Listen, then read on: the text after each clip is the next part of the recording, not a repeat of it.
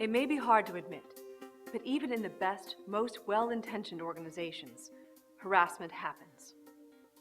Sometimes inappropriate, disrespectful, even illegal behavior occurs between coworkers, between managers and the people they supervise, between customers or vendors and employees, between patients and healthcare workers. We need to recognize it when it happens and put a stop to it, because no one should have to put up with harassment. Have you or someone you know observed or even experienced harassment in your organization?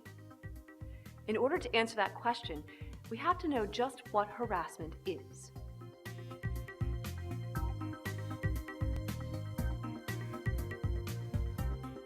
Harassment has a legal definition because it's against the law. So, what is the legal definition of harassment?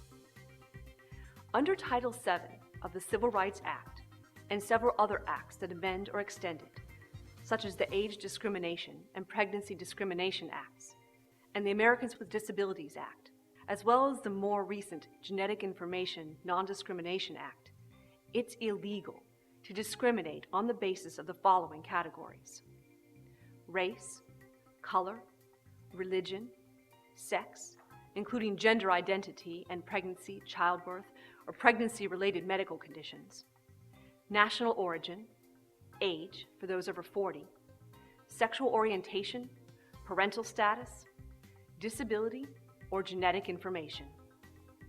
Local laws and organization policy may even go further, making other kinds of discriminatory or abusive conduct illegal as well. Abusive conduct, offensive, inappropriate, discriminatory behavior against an individual or group in violation of the law is considered harassment, and legally it comes in two basic forms.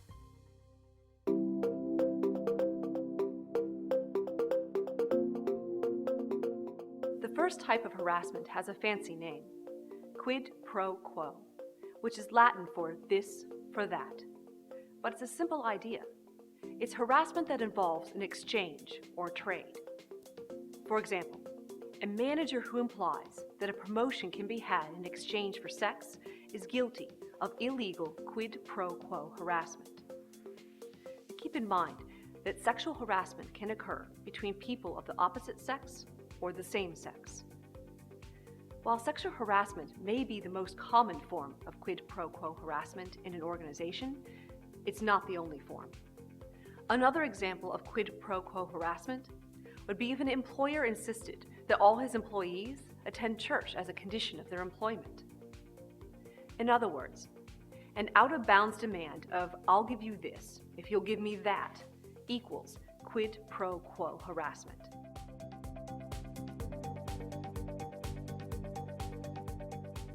The second type of illegal harassment is known as hostile work environment harassment, when the atmosphere at work is severely and pervasively intimidating, hostile, or offensive, and the harassing behavior involves a federally protected category, that is age, disability, gender, sexual orientation, race or color, religion, national origin, pregnancy or parental status, or genetic information.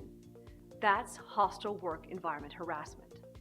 Some examples of harassing behavior that can lead to an illegal hostile work environment are sexual harassment, which is any ongoing, unwelcome behavior of a sexual nature, telling hurtful jokes that include gender or racial stereotypes, spreading rumors or gossiping, engaging in unwelcome physical contact, such as hugging, back rubs, or intentionally brushing up against someone, sending inappropriate emails or texts, such as those containing insulting humor or sexual content, sexting, or cyberbullying on social networking sites, displaying derogatory pictures or cartoons in the workplace, ridiculing others for their physical appearance, beliefs, or abilities, bullying, abusive conduct, or physical intimidation, using crude or obscene gestures and/or language, put-downs,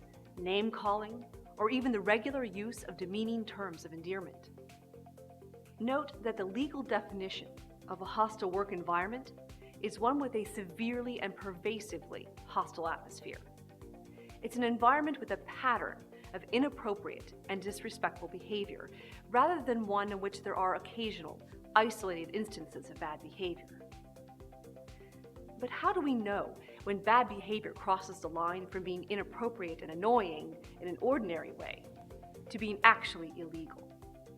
The courts use a common sense guide known as the reasonable person standard to help determine whether illegal harassment has occurred.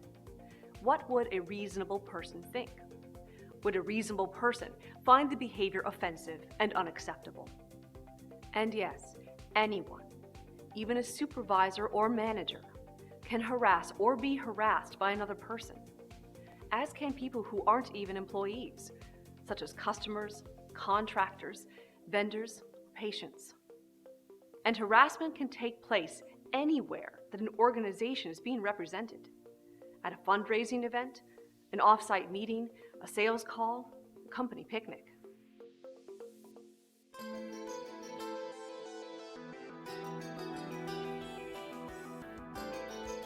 Under federal law, a supervisor is someone with the authority to take so-called tangible employment action. In other words, someone with the authority to hire, fire, demote, promote, or reassign another employee. And in fact, most organizations are subject to legal liability known as vicarious employment action liability when one of their supervisors engages in harassing behavior. The abuse of power by a supervisor is a serious matter.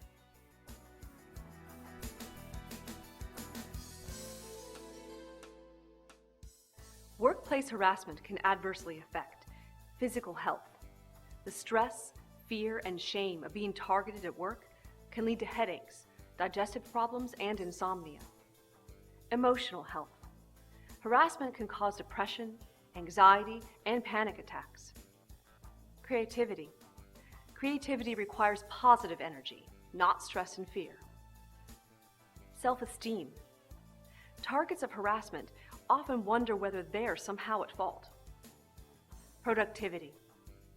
Workplace harassment causes absenteeism and makes being effective at one's job a challenge. Morale. Low morale is common not just for the target of the harassment, but for others in the environment as well. Any organization is only as effective as its people. And to be effective, an individual must feel valued and supported, not undermined and threatened.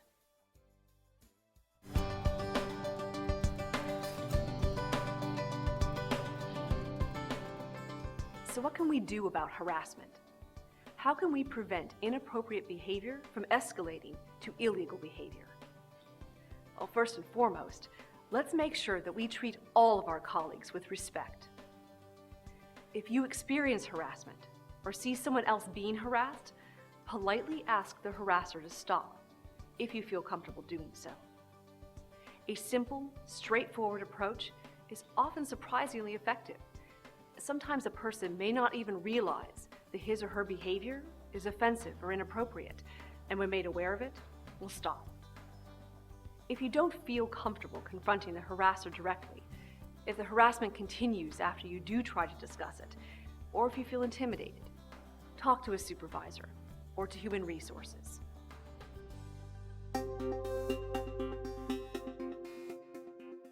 It is illegal for an organization to retaliate against someone complaining of harassment.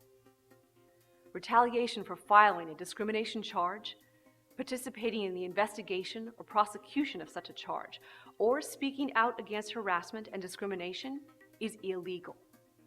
Never be afraid to report retaliation immediately. Harassment happens, and it can happen anywhere. Legally characterized as either quid pro quo or hostile work environment harassment, when it is severe and based on one of the legal categories of discrimination or expanded by other local legislation, is subject to the reasonable person standard. Harassment can do real physical and emotional harm, but it's a problem that we can effectively address without fear of retaliation. Let's strive to make our organization free from all forms of harassment, Together, we can ensure a safe, productive, and respectful environment for all.